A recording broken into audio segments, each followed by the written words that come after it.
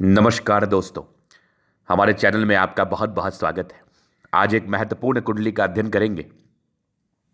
बहुत ज़बरदस्त कुंडली है। 46 वर्ष की इनकी आयु है। आधिकारिक पद पर है। आगे की ज़िंदगी के लिए व्यापारिक दृष्टिकोण से कुंडली पर क्या क्या चीज़ें अवस्थित है और कौन सा समय कैसा रहेगा, किस प्रकार का उपाय करना चाहिए जिससे ज़िंदगी और बेहतर रहेगी। तो आज के वीडियो से इस बात का हम डिस्कशन करेंगे। तो आज की कुंडली बहुत इंपॉर्टेंट है। बहुत ही एक्सपेक्ट पे मैं बात करूंगा। कुंडली देखना अगर आप सीखना चाहते हैं तो ये वीडियो आपके लिए बहुत महत्वपूर्ण है। सबसे पहले हम शुरुआत करते हैं लगन से। किसी भी कुंडली को अगर आप देखते हैं तो लगन को देखना बहुत जरूरी है। लगन क्या कह रहा है, वो किस लगन का कुंडली है, वो समझना बहुत जरूरी है। तो यहां पर देख लो आप, ये फर्स्ट हाउस में 11th लिखा हुआ है, तो एक कुंभ लगन की कुंडली है। और उस लगन के बाद ये देखना जरूरी है कि प्लैनेट्स के बल कैसे कैसे हैं। अगर कोई अस्त का है, कोई वक्री है, उसको भी देखना और समझना जरूरी है। तो इस कुंडली में मंगल अस्त का है, क्योंकि मंगल सूर्य से क्लोज कंजंक्शन में बैठा है, तो उसको अस्त का मान लेते हैं। अस्त का कंसेप्ट ये है, सूर्य एक बहुत प्रकाशवान ग्रह है। अगर उसके आप समीप बैठेंगे जाके, अगर उसके आप समीप रहेंगे, क्लोज कंजंक्शन में रहेंगे, तो कहीं ना कहीं सूर्य के प्रकाश के सामने आपके प्रकाश का कोई अस्तित्व नहीं रहेगा। तो मंगल या कोई भी प्लैनेट अगर सूर्य के बहुत नज़दीक जाके बैठा हो, डिग्री में मात्र 5 से 6 डिग्री का अंतर हो, वो मैं आगे समझाता हूँ, तो इसको हम अस्त का मान लेते हैं। तो मंगल अस्त का है, लेकिन हिडन रूप से फल दे रहा है। अगर ये योग कारक हुआ तो अस्त के प्रभाव को और खत्म करने के लिए कुछ उपाय करने होंगे, वो मैं बता दूंगा। क्यों उपाय करना है वो भी बताऊंगा। कुंडली में दो टाइप के ग्रह होते हैं, एक योग कारक होते हैं, दूसरे मारक होते हैं। योग कारक जो आपके लिए शुभ फल देता है, मारक जो आपके लिए अशुभ फल देता है। अब बात करते हैं गुरु पर। गुरु इनका वक्री है। स्टार का मतलब वक्री। वक्री का अर्थ होता है कि ये 3 गुना ज्यादा फल को बढ़ा देता है। अगर योग कारक हुआ तो 3 गुना ज्यादा अच्छा फल देगा। अगर किसी कारणवश मारक हुआ तो 3 गुना ज्यादा खराब फल देगा। अब शनि पर विचार करते हैं, क्योंकि शनि भी इनका वक्री है। तो वक्री ग्रह शनि भी है, वही वाली बात हो जाती है। योग कारक हुआ तो 3 गुना ज्यादा अच्छा, मारक हुआ तो 3 गुना ज्यादा खराब। राहु केतु सभी के कुंडली में वक्री ही रहते हैं। चलो जी, अब इस कुंडली के हिसाब से मंगल दोष बिल्कुल नहीं है। राशि भी इनकी कुंभ आ रही है। अब आगे मैं विचार करता हूं इनके प्लैनेटरी कंडीशंस पर। उसके पहले प्लैनेट्स के बल को देख लेता हूं कि आखिर ये बल कैसा कैसा है। अब किसी भी प्लैनेट के फल को जानने से पहले ये देखना बहुत जरूरी है कि वो कितना परसेंट आपको फल दे पाएगा। सूर्य 11 डिग्री पर बैठा है। 10 से 20 डिग्री के बीच का ग्रह युवा अवस्था में रहता है। तो 11 डिग्री पर बैठा हुआ सूर्य 100% फल देने के काबिल है, क्योंकि हम युवा अवस्था में ज़्यादा कार्य कर पाते हैं। चंद्रमा 17 डिग्री पर है, ये भी युवा अवस्था में 100% फल देगा। मंगल 2 डिग्री पर और अस्त का है। मंगल बिल्कुल अच्छा फल नहीं दे पाएगा। हाँ, हिडन रूप से देगा, क्योंकि 2 डिग्री बाल्यावस्था होता है, तो वही 30% के राउंड ही फल आता है।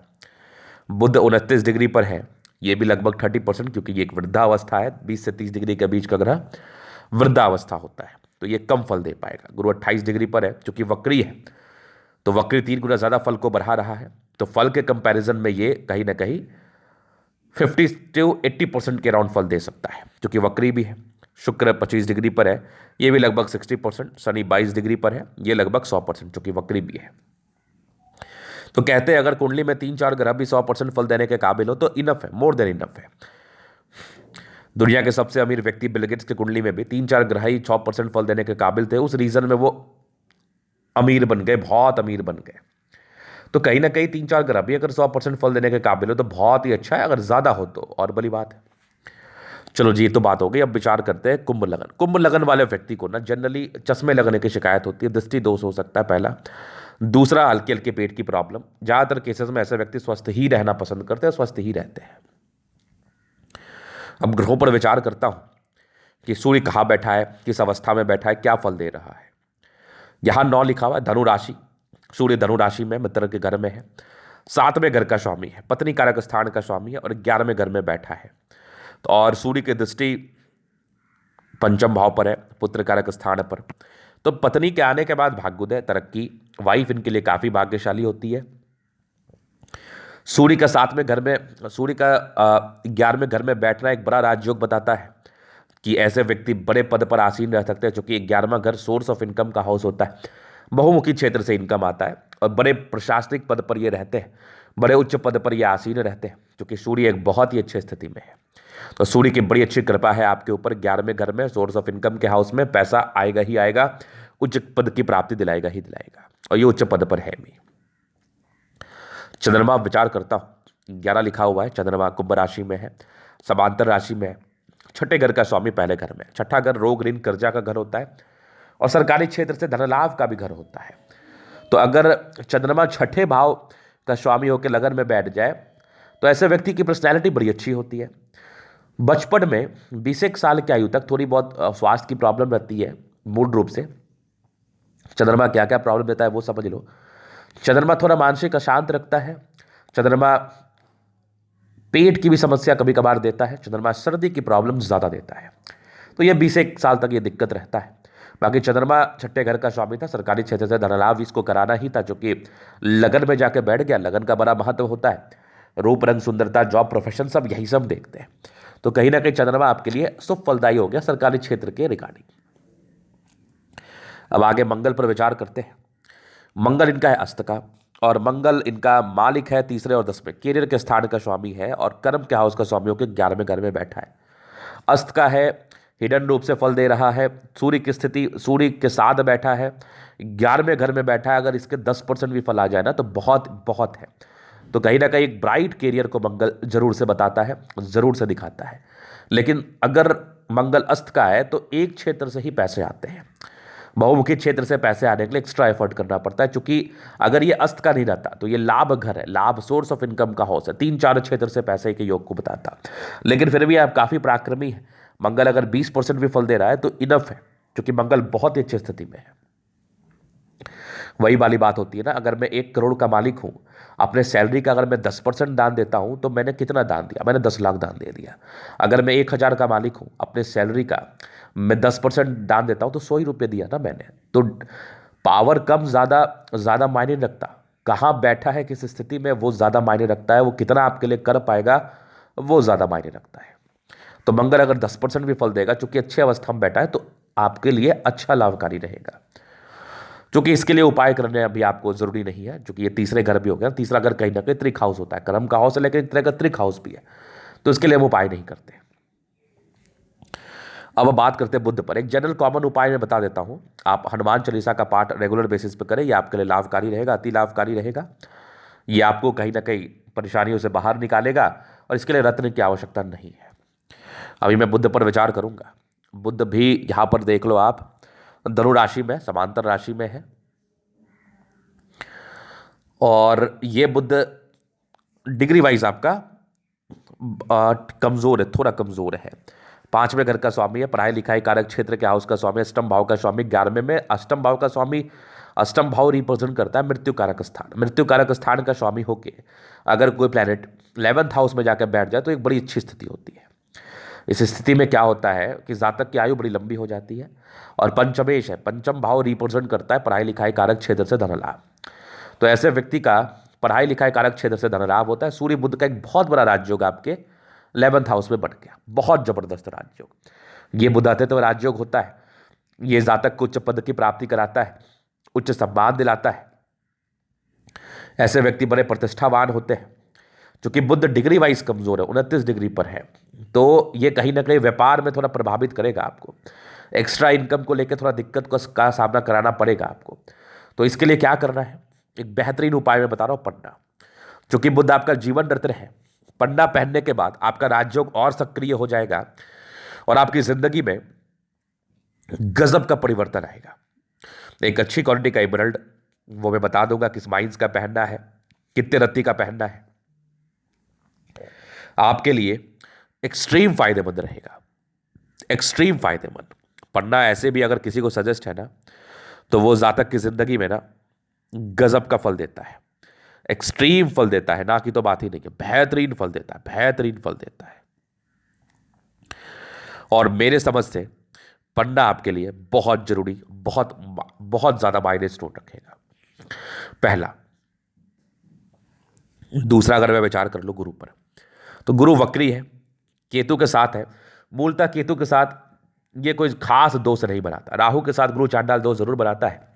केतु थोड़ा शांत ग्रह है राहु के कंपैरिजन में, तो ये खास दोष नहीं बना है। केतु अगर तीसरे भाव में है, त्रिका हाउस में है, तो मेहनत जरूर कराता है, मेहनत ही होते हैं वैसे व्यक्ति।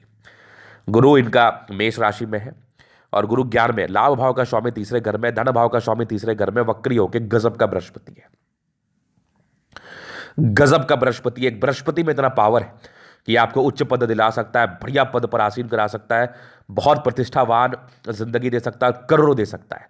इस बृहस्पति में इतना पावर है, जबरदस्त बृहस्पति, कमाल का बृहस्पति।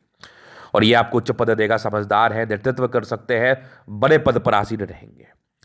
मैं शुक्र पर विचार करता हूं। 10 लिखा हुआ है, मित्र राशि में, चौथे नंबर घर का स्वामी है।